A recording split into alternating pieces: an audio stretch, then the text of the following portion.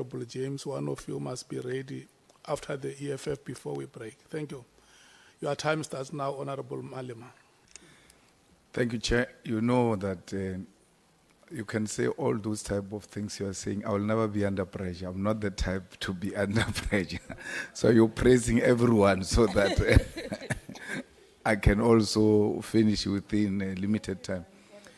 Advocate, I will assume that you are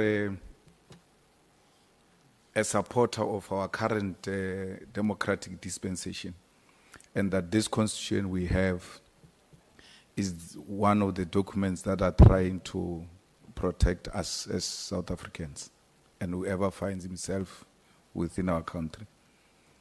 That is correct, Honorable Malema. And any anti-democratic practices, you will never subscribe to those, even if you are emotionally, very strong on a particular issue. As long as it's not consistent with the law and the Constitution of the Republic of South Africa, you will never agree to that. I don't, Honorable Malema. So let's say, for instance, for crime intelligence, for it to listen to people, they have to go to a judge and get a permit. It's a good thing to do under democracy. Honorable Malema, for me, I think they call it the Act 70 interceptions. For me, that should be a last resort. But it should be a well-motivated, absolute reason. For me, the only reason, really, would be a threat to national security. I'm not sure that we would have needed to use it otherwise. That would be the one where I say maybe it should be used. But then it also shouldn't be based on hearsay, because that is unfortunately how some of the Act 70s work. It's a lot of in-the-air stories. Yeah, but I'm just saying, under whatever circumstances, as an institution that operates under the Constitution of the Republic of South Africa, when that need arises, you ought to go to a judge so that we don't wake up willy-nilly through pillow talk. Someone spoke about pillow talk, and then you wake up during the conversation of the pillow talk, baby, let's listen to him, without a permission of a judge. That will be anti-democratic practices. Absolutely, Honorable Malema. Even when there is a huge protest and you're feeling like we're losing control under the democratic dispensation, it will be an anti-democratic practice to switch off the social network or the internet. Do you agree? Sounds correct, yes. Because our constitution has got mechanisms within which we can work to control whatever situation we find ourselves without being emotional and wanting to act outside the Constitution of the Republic of South Africa. Not just the Constitution, Honorable Malema, but also the law. The Yes. law makes very specific provisions about when interception, monitoring, and listening can be done. So it's doubly protected, according to me. Yes. And an institution like IDEC, it is only democratic practice that with the power it has, I mean, I had you saying you got the phone, you were able to take out what from the phone of Matlala and all of that. That's a very powerful institution, and it shouldn't be a matter of discussion between people who subscribe to democratic practices, not to want to subject themselves to check and balances, because it might not be you tomorrow. It can be someone there who will abuse that power and violate the rights of people if there are no checks and balances in the form of a judge who will be able to say, look, 1, 2, 3 is unacceptable. It can't be done this way. We're thinking you are going outside the law or you are even violating the Constitution. That is correct. And it shouldn't be something difficult to agree about that. Actually, Minister Cele was correct that we were potential victims of abuse of power when this institution of Judge Raulinga Mushabi was not in place. Because that thing you're talking about of, if you do this, we take you to labor, That is supervision, it's not oversight. If you make a mistake, they report you to your senior, it's supervision. Oversight is much bigger than that. And it serves to protect the institution of democracy more than a mere labor issue, more than a mere criminal issue. It's very broad, and in its characterization is designed in such a way that it must secure in the main our constitution and the law against a potential abuser of the law. I agree with you, Honorable Malema, and that should IDEC have wanted to monitor or conduct interceptions, it would have had to do it in terms of the law. Now, even in the time when there wasn't the Honorable Raulinga J. Now, there was a Nugent Commission, Party Commission, Zondo Commission, and all of that, which spoke to certain issues of corruption and all. When you look at these matters, you spoke about the Nugent Commission, that this is the high-profile case we're dealing with, and this and that one.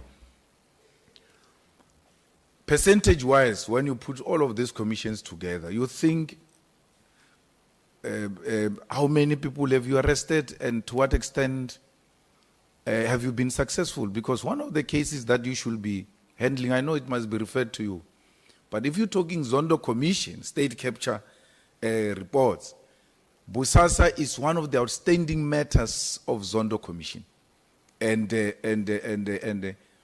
IDEC should be saying to us, since then, 1, 2, 3, 4, we have arrested and we have succeeded with the following cases. Do you think you have done well on those 3 commission's recommendations, if matters were referred to you? We could have done more, but at the time, before the permanency of August 2024, Honorable Malema, we were unable to recruit permanent capability, and we were working on contract positions and duty reassigned. So it is disproportionate, and we have to change our game. In terms of the Bosasa matters, we do have Bosasa matters that are in court, and there are other matters that are under investigation. And in fact, there were 5 new matters that were authorized by the ID as well. So we have quite a few matters that are under investigation and matters that are in court. Patrick Gillingham, Linda M.T., Vincent Smith, Agritzi. We had the matter for the late Medudu Mieni.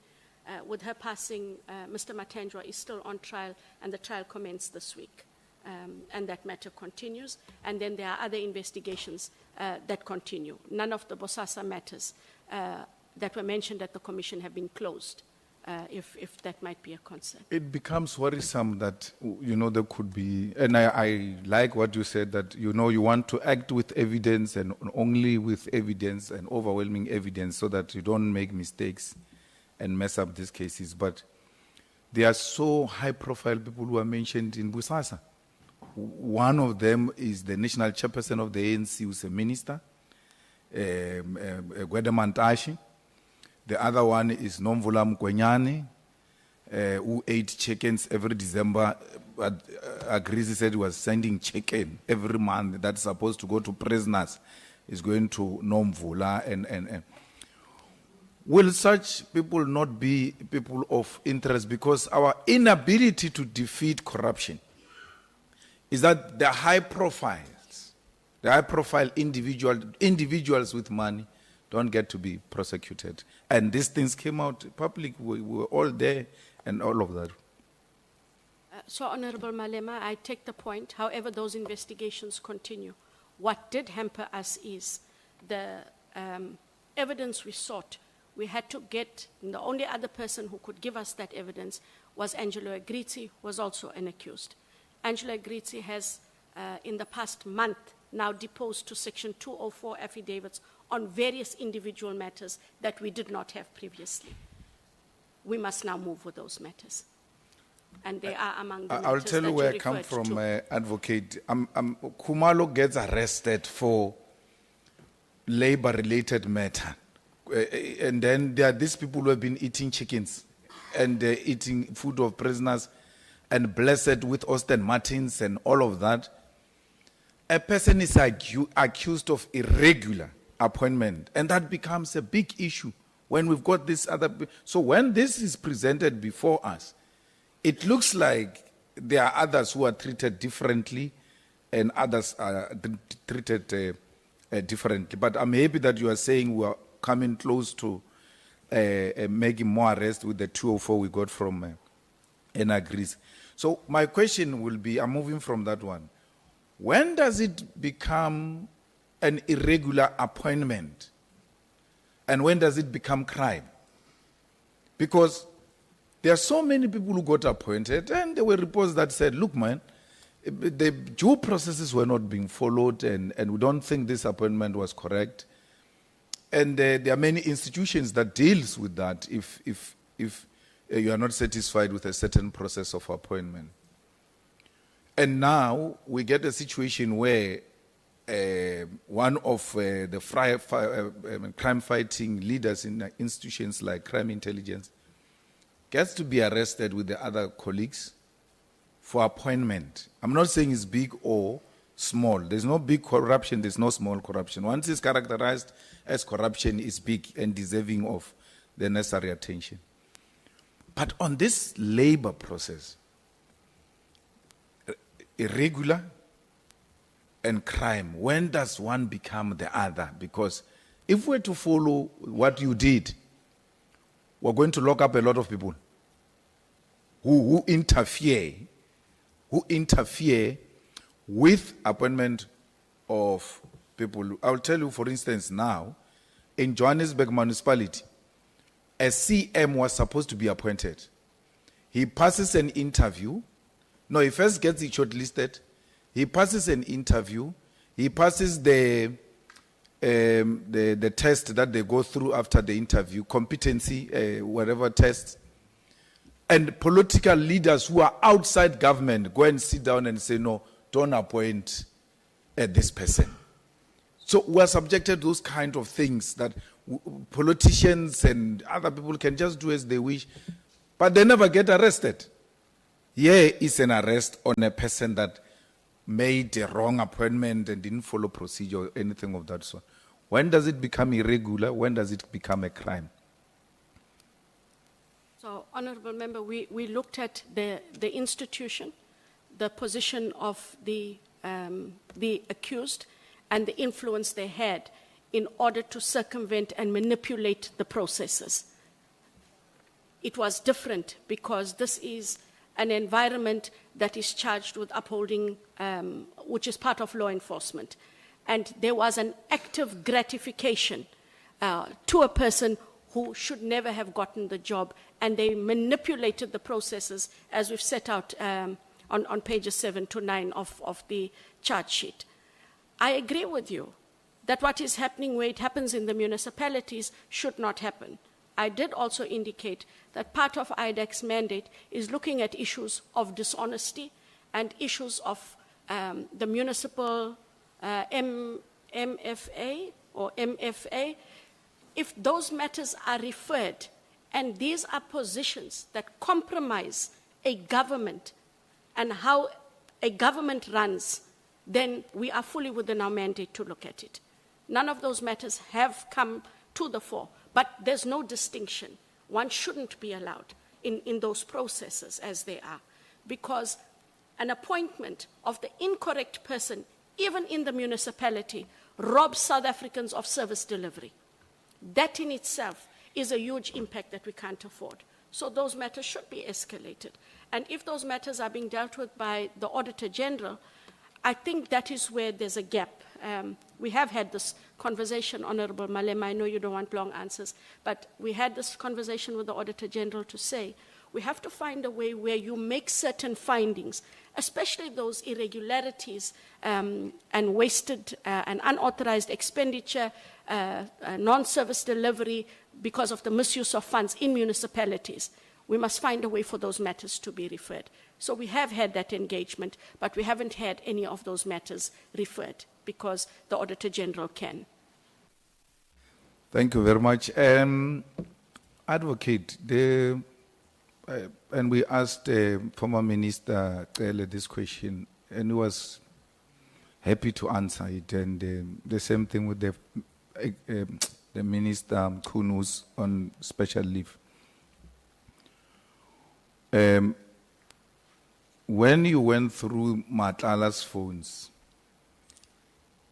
did you find that Bheki Cele called Matlala when Matlala was in prison, or did you call him after prison? Because he says when Matlala was in prison, he didn't call him. And then when Matlala was outside prison, now that he knew the kind of character he was, he has never had any form of communication with him. I myself have not looked at those communications, and those are still part of the investigation.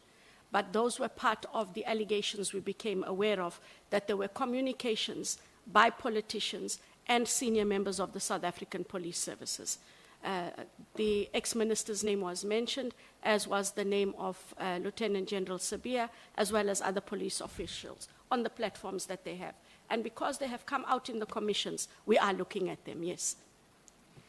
But what if he's part of those things? Okay, just for record's sake, are you confirming that Matlala's phone's records were tampered with when they were handed over to IDEC?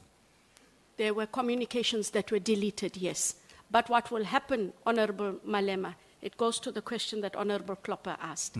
When did those gaps, those deletions take place?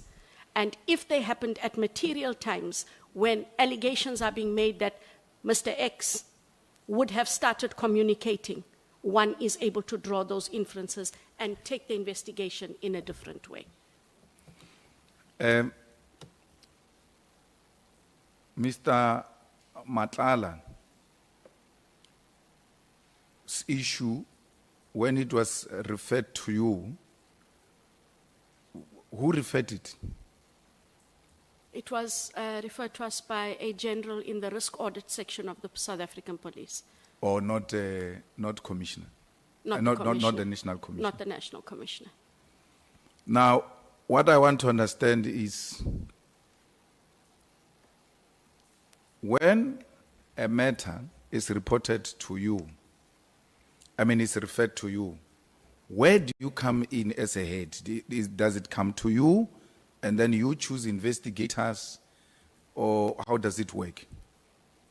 So when the matters, when matters are referred, they get sent to the head of investigations, Ndata Matthew Sissoko, and he, together with the two chiefs, Chief Lusanda Boy and Chief Dylan Perumal, would assess the matter.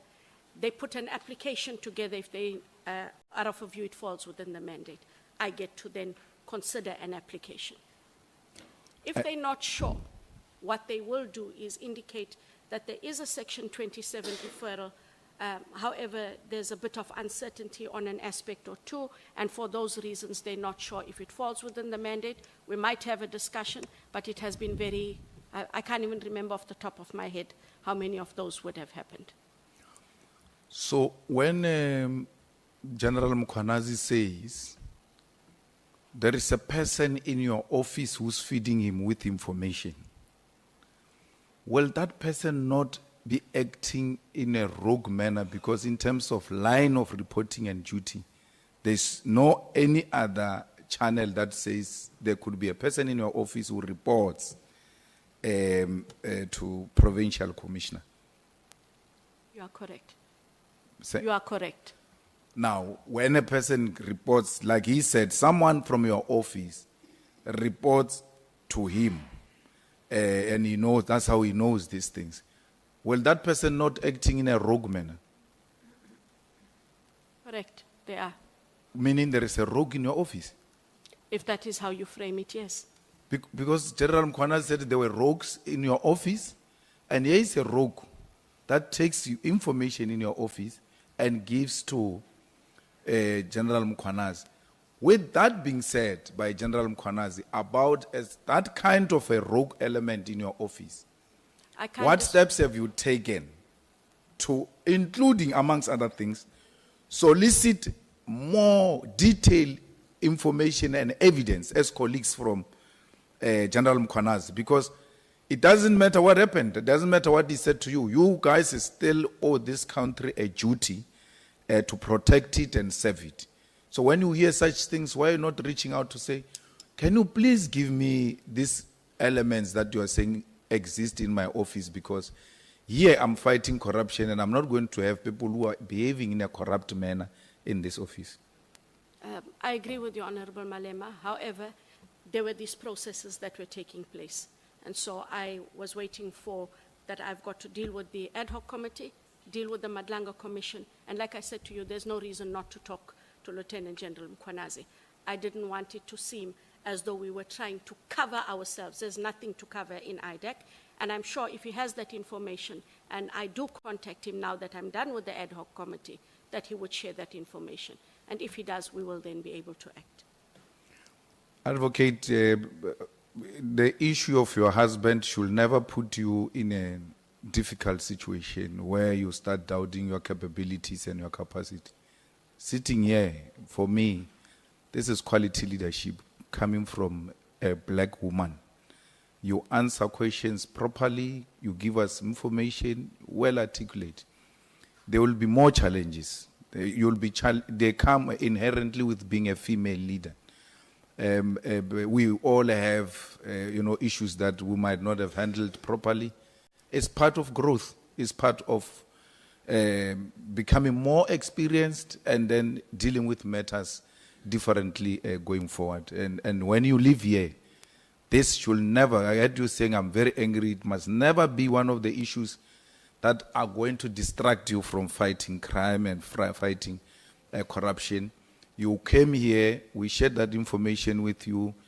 On a hindsight means I'm more clever now. And you should take it in that spirit and continue to fight. I thought Winnie Mandela died, but Winnie Mandela is multiplied. Thank you very much. I received. Thank you.